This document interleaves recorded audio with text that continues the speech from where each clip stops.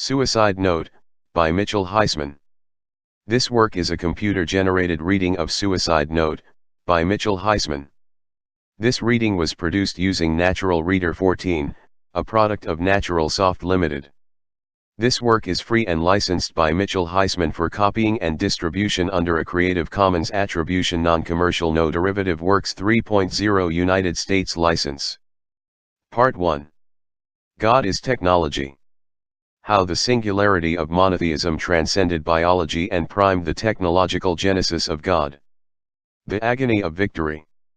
Disaster is success. Korach represents one side of the internal logic of Judaism that leads to rebellion against the authority of Moses. There was a lesson to be learned from his rebellion. This was traditional Judaism's way of restraining what has subsequently made its mark on history as Jewish left-wing radicalism. Conversely, Moses' own rebellion against the authority of Egypt formed the paradigmatic lesson for restraint against Jewish right-wing radicalism. Moses taught the middle way. While quite mistaken in other respects, Hitler intuited or grasped that Jews are incapable of a full, genuine equivalent of Nazism. The gene extreme of Jewish nationalism was always foiled by the Jewish kinship paradox, Jewish hereditary divisiveness. The greatest natural impetus of Jewish national unity has been anti-Semitism, not the desire to outdo their historic oppressors at their own game. As Albert Einstein observed, the Jewish group has thrived on oppression and on the antagonism it has forever met in the world. Here undoubtedly lies one of the main reasons for its continued existence through so many thousands of years.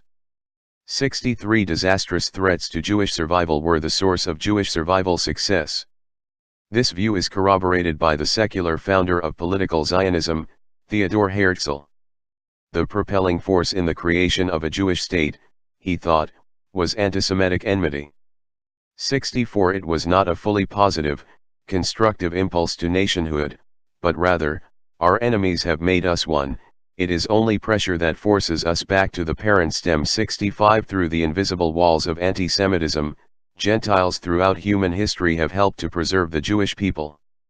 If so, the most radical Jewish national self-consciousness requires the most radical anti-Semitism. This pattern can be seen in the paradigmatic origins of Jews as slaves that escaped the oppression of the Egyptians. The Exodus paradigm was replayed in Exodus from Auschwitz and the political rebirth of the Jewish Promised Land. Hitler wrought the miracles of a Messiah. The Zionist state was catalyzed by the anti-Semitism of Europeans, propelled by the genocide of Germans, and maintained by the hatred of the Arabs. In short, Jews survived their kinship paradox, in part, through a moral mechanism that capitalizes on persecution and oppression as a source of collective unity. Because every single member is threatened, consciousness of the value of each member is strengthened. Yet taken out of its original context of self-preservation through anti-Semitism, the valuation of every individual life has universalistic implications. The threat of near extinction is the extreme particularism that is the genesis root of Jewish universalism. Since every individual life was threatened, there existed a convergence between individual survival and group survival.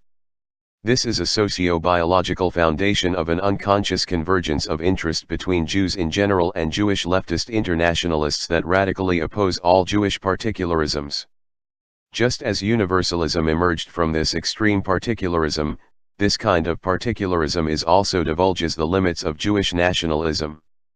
Mosaic law addresses unpolitical tendencies so basic, the idea that Jews would be able to survive at all as a political unity in their own promised land could only be imagined as a miracle.